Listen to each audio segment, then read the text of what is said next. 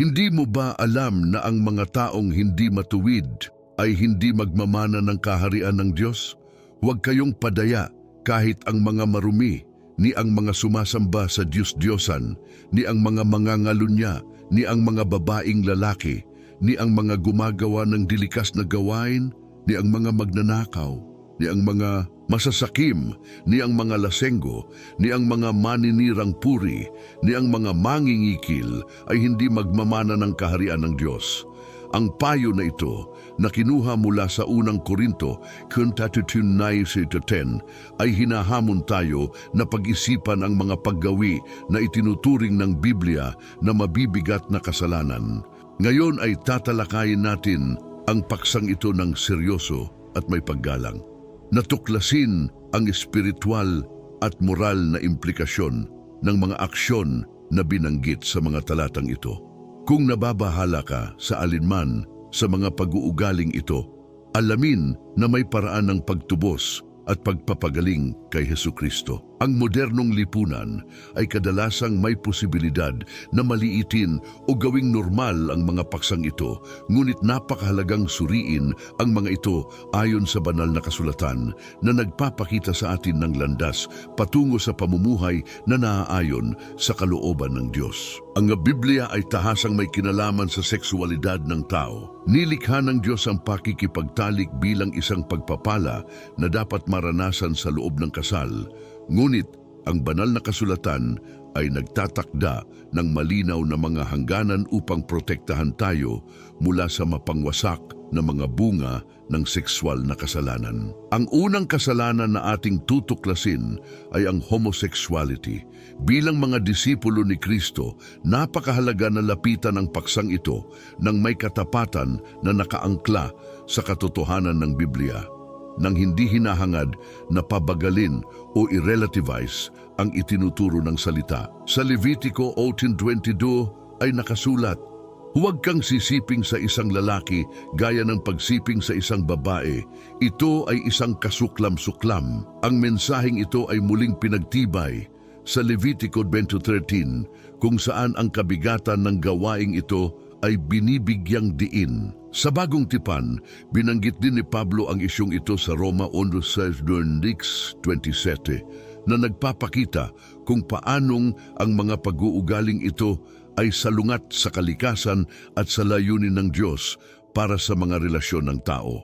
Gayunpaman, sa kabila ng katatagan ng mga talatang ito, ang pangunahing mensahe ay nananatiling isa ng pagsisisi at pagbabago. Sa mga taga-Korinto sa Kitleson, ipinaalala sa atin ni Pablo na kahit na ang ilan ay nakaranas ng mga kasalanang ito, sila ay nahugasan, pinabanal, at inaring ganap sa pangalan ni Hesukristo. Bilang isang simbahan, ang ating responsibilidad ay tanggapin ng may pagmamahal at habag ang mga naghahangad na baguhin ang kanilang buhay at lumakad ayon sa mga utos ng Diyos. Ang aming tungkulin ay mag-alok sa kanila ng patnubay at suporta habang pinapanatili ang isang hindi natitinag na pangako sa mga katotohanan ng banal na kasulatan. Ang ikalawang puntong tatalakayin natin ay ang sensuality at exhibitionism, mga paksang kadalasang napapabayaan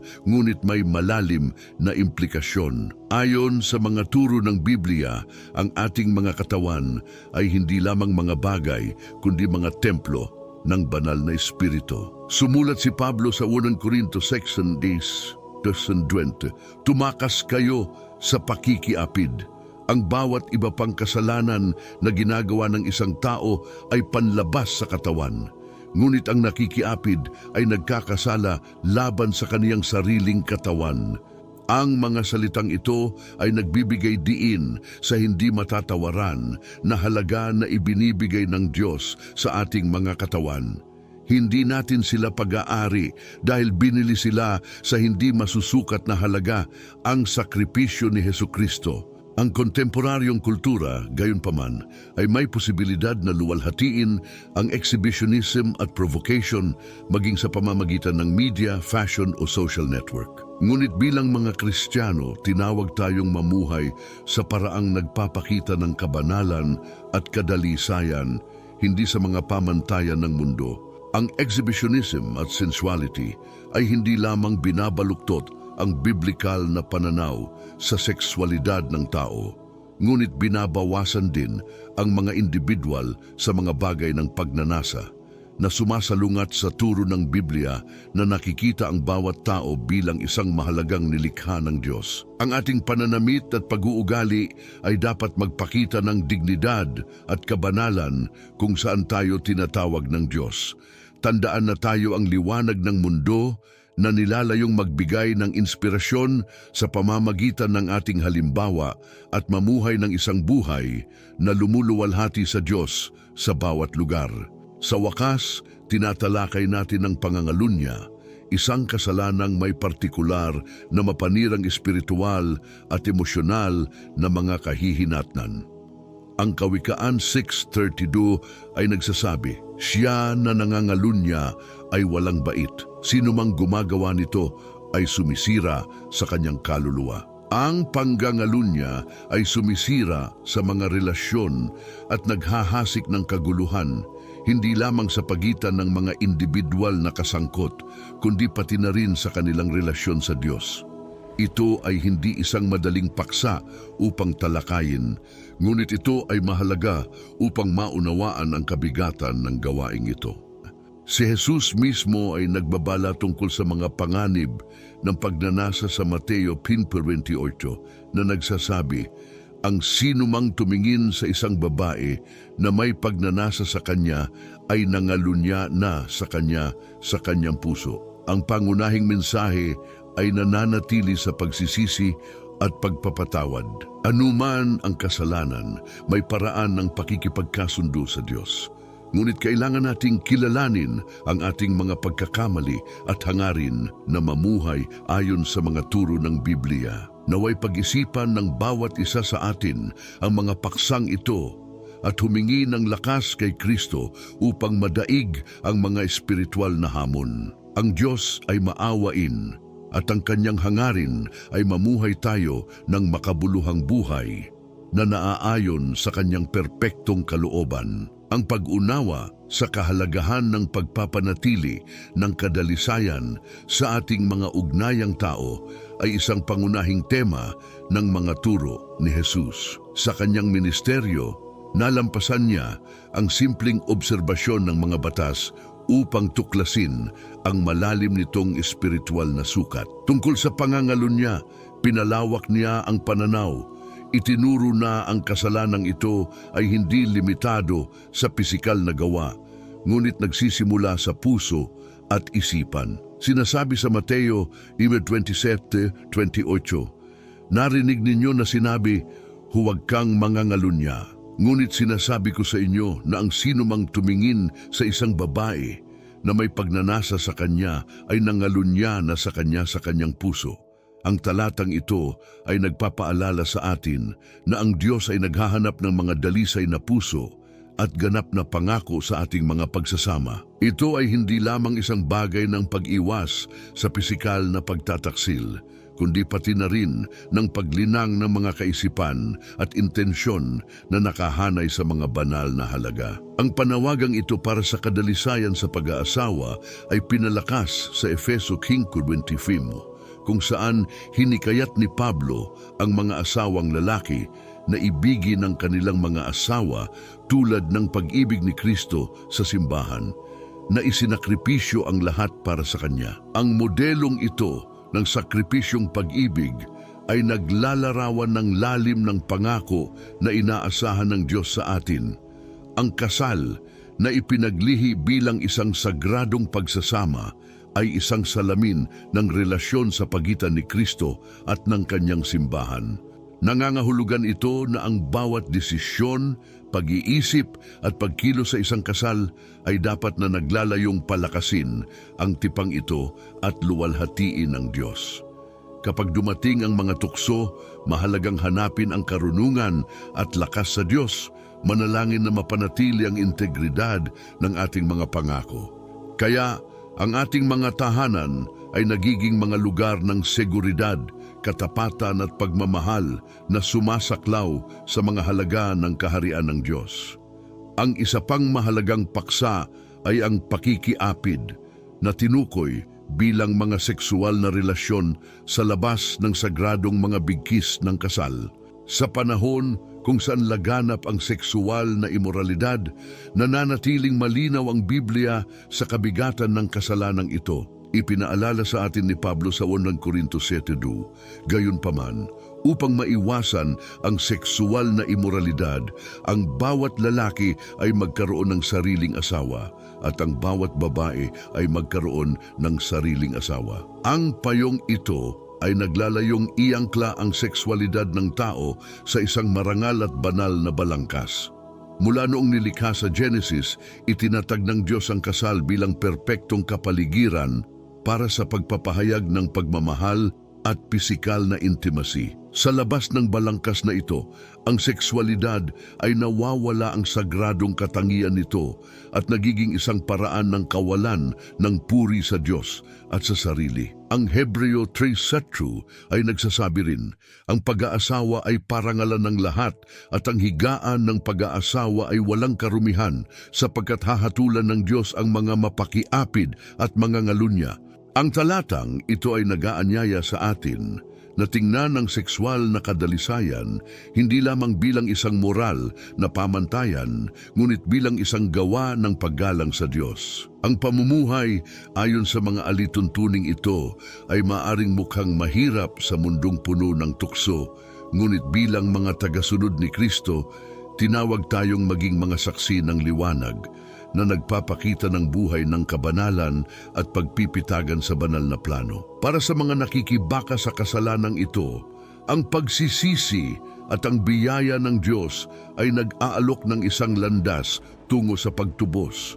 Sa pamamagitan ng tapat na pagbabago, posibleng maibalik ang ating kaugnayan sa Diyos at mamuhay ayon sa kanyang mga layunin. Ang masturbasyon ay isa pang nakakaantig na paksa na pumukaw ng maraming debate. Bagamat hindi tahasang binanggit sa mga banal na kasulatan, may ilang mga simulain sa Biblia na maaaring gumabay sa ating pag-iisip. Sa 1 Tesalonica 4:3-4, isinulat ni Pablo, ang ninanais ng Diyos ay ang inyong pagpapakabanal. Ito ay iyong umiwas sa pakikiapid. Ito ay ang bawat isa sa inyo ay alam kung paano angkinin ang inyong katawan sa kabanalan at katapatan. Ang pangaral na ito ay nagbibigay diin sa kahalagahan ng pagkontrol sa ating mga katawan sa mga paraan na lumuluwalhati sa Diyos. Ang masturbasyon na kadalasang nauugnay sa maruming pag-iisip o makasariling pagkonsumo ng sexualidad ay maaaring sumalungat sa ideyang ito ng pagpapakabanal. Ang 1 Corinto 6:20 ay nagpapatibay sa pananaw na ito. Hindi mo ba nalalaman na ang iyong katawan ay templo ng Espiritu Santo na nasa iyo na tinanggap mo mula sa Diyos? Hindi ka pag-aari sa iyong sarili sapagkat ikaw ay binili sa isang halaga, kaya luwalhatiin ng Diyos sa iyong katawan. Ang talatang ito ay nagpapaalala sa atin na ang ating mga katawan ay pag-aari ng Diyos at ang mga ito ay dapat gamitin para sa kanyang karangalan. Bagamat hinihikayat ng mundo ang higit na mapagpahintulot na mga saloobin sa sexualidad, tinawag tayong mamuhay ayon sa mga pamantayan ng Diyos. Ang pagpipigil sa sarili, isang mahalagang birtud para sa bawat Kristiyano, ay tumutulong sa atin na iayon ang ating mga kilos at iniisip sa kalooban ng Diyos. Para sa mga nahihirapan sa mga gawi tulad ng masturbasyon, mahalagang tandaan na ang biyaya ng Diyos ay sapat upang baguhin ang ating mga puso. Ang pagsisisi na may kasamang pangako sa paghahangad ng kabanalan ay maaring maghatid sa atin sa isang buhay na higit na nakaayon sa mga banal na tuntunin. Sa pamamagitan ng pagdarasal at paghingi ng tulong mula sa banal na Espiritu, malalampasan natin ang mga pakikibakang ito at makatagpo ng kapayapaan kay Kristo. Naway lagi nating magkaroon ng kamalayan na ang bawat pagpili na ating gagawin, malaki man o maliit, ay nagpapakita ng ating pagnanais na sundin ang Diyos at magbigay ng kaluwalhatian sa Kanya sa bawat aspeto ng ating buhay. Ang tawag sa pagpapabanal sa ating buhay ay nagsisimula sa ating mga pag-iisip, ating mga intensyon at ating mga aksyon. Tungkol sa masturbasyon, bagamat hindi ito partikular na binanggit sa kasulatan, maraming mga simulain sa Biblia ang kumakapit upang gabayan ang ating pag-iisip. Ito ay madalas na sinasamahan ng mga sexual na pantasya na nagpapasigla sa mga pagnanasa na hindi tugma sa mga turo ng Biblia. Binabalaan tayo ni Jesus sa Mateo 5:28 na nagsasabi na ang pagtingin sa isang tao ng may pagnanasa ay katumbas ng pangangalo niya sa ating mga puso. Ang alituntuning ito ay nagpapakita na ang ating mga iniisip ay kasing halaga ng ating mga kilos. Bukod pa rito, ang pagsasanay na ito ay maaaring magkulong sa isang tao sa isang siklo ng pagkagumon na inililihis ang kanilang mga lakas mula sa malusog, pinabanal na mga relasyon sa Diyos at sa iba. Maaari din nitong pigilan ang pagbuo ng matibay na ugnayan ng mag-asawa na idinisenyo ng Diyos na maging mapagkukunan ng pagmamahal, suporta at espiritual na paglago. Gayunpaman, mahalagang tandaan na ang Diyos ay isang Diyos ng biyaya at awa. Ang mga nagpupumilit dito o anumang kasalanan ay kailangang malaman na may daan patungo sa kagalingan. Sinabi ni Juan sa 1 Juan 1:9, kung ipinahahayag natin ang ating mga kasalanan, siya ay tapat at makatarungan na patawarin tayo sa ating mga kasalanan at lilinisin tayo sa lahat ng kalikuan. Ang talatang ito ay nagbibigay diin sa pag-asa at pagpapatawad na makukuha ng lahat ng bumaling sa Diyos ng may katapatan. Kaya sa pagharap natin sa mga hamong ito, huwag nating gawin ito ng may kahihiyan o pagkondena, ngunit may kahandaang tumanggap ng katubusan at mamuhay ayon sa mga turo ng Biblia. Ang pagpapakabanal ay isang proseso at sa pamamagitan ng panalangin, pagbabasa ng mga banal na kasulatan at tulong ng banal na Espiritu, mababago natin ang ating puso at katawan bilang mga instrumento para sa pagluwalhati sa Diyos. Ang isa pang seryosong paksa na tinalakay sa mga banal na kasulatan ay ang prostitusyon. Sa 1 Corinto 16:16, sinabi ni Pablo, hindi ba ninyo nalalaman na ang inyong mga katawan ay mga sangkap ni Kristo? Kung gayoy kukunin ko ba ang mga sangkap ni Kristo at gagawin ko silang mga sangkap ng isang patutot? Hindi kailanman sa buhay, binigyang diin niya rito na ang pakikipagkaisa sa isa ng patutot ay isang malubhang kasiraan ng puri sa katawan na isang templo ng banal na Espiritu. Ang prostitusyon ay hinahatulan hindi lamang bilang isang sexual na kasalanan, kundi pati na rin bilang pagsasamantala na sumasalungat sa mga utos ng pagmamahal at paggalang sa iba. Ang kasalanang ito ay ginagamit din sa lumang tipan bilang isang metapora para sa espiritual na hindi katapatan na naglalarawan kung paano ang mga immoral na pagpili ay umaakay sa mga tao palayo sa Diyos. Bilang mga Kristiyano, ang ating misyon ay dalawa, upang hatulan ang kasalanan habang nagbibigay ng suporta at pagpapanumbalik sa mga nakulong nito. Kabilang dito ang pagsisikap na alisin ang mga ugat ng prostitusyon tulad ng kahirapan, hindi pagkakapantay-pantay at kawalan ng edukasyon.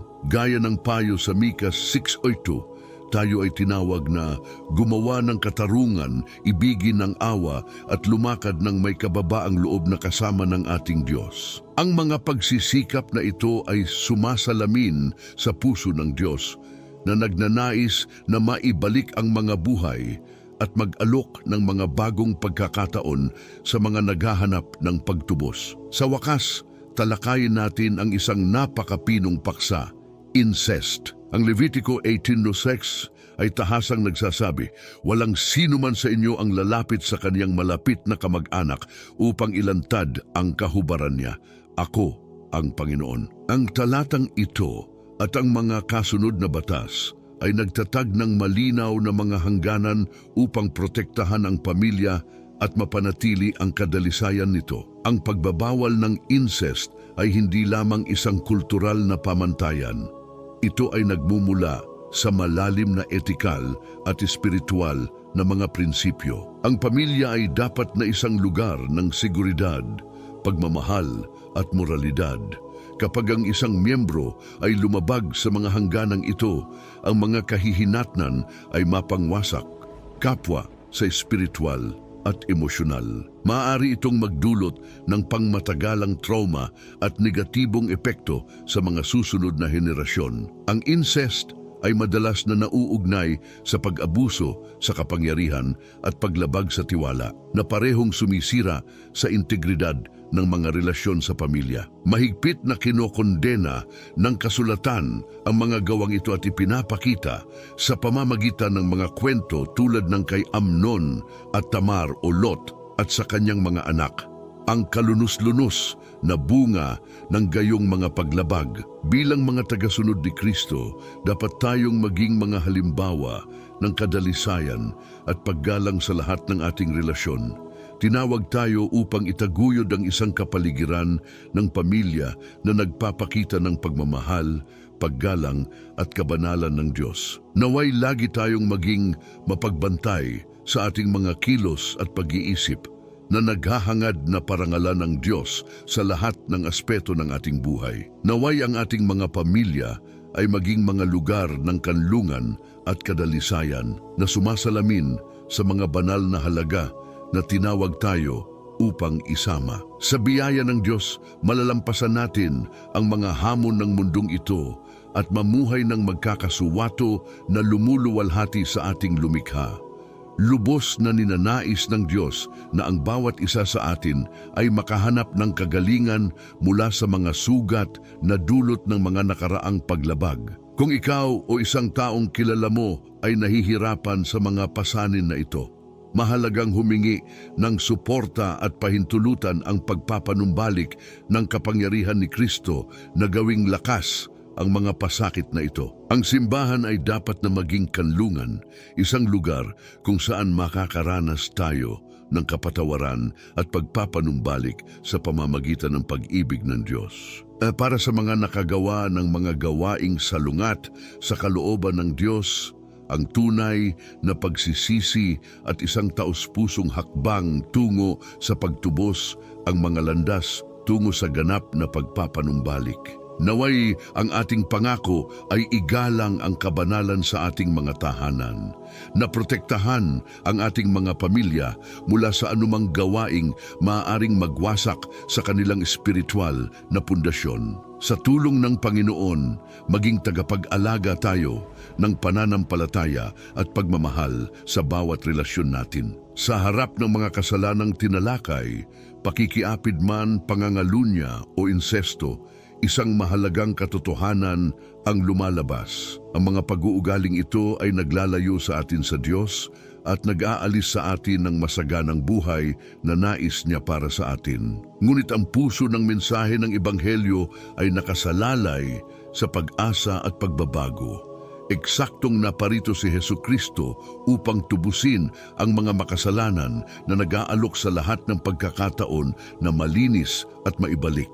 Sa pamamagitan ng kanyang kamatayan at muling pagkabuhay, binuksan niya ang isang paraan ng kapatawaran para sa mga taong bumaling sa kanya ng may taimtim na pagsisisi. Sa Juan 1:9, makikita natin ang pangakong ito.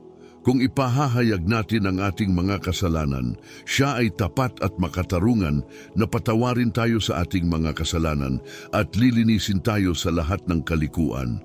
Ladadun, ang mga salitang ito ay nagpapaalala sa atin na ang bigat ng ating mga pagkakamali ay hinding-hindi hihigit sa kadakilaan ng banal na awa. Ang pamumuhay kay Kristo ay hindi nangangahulugan ng simpleng pag-iwas sa kasalanan, ngunit aktibong pakikibahagi sa isang buhay na binago ng pag-ibig, biyaya at katotohanan. Ipinayuhan tayo ni Pablo sa Roma 12:1 na iharap ang ating mga katawan bilang isang buhay na handog at huwag umayon sa mga pamantayan ng mundong ito, kundi upang magbago sa pamamagitan ng pagbabago ng ating pag-iisip. Ang pagbabagong ito ay nagsasangkot ng paghahanap kung ano ang mabuti, nakalulugod at perpekto sa mata ng Diyos. Nangangahulugan ito ng paglinang ng mabubuting kaisipan, matuwid na pagkilos at pusong puno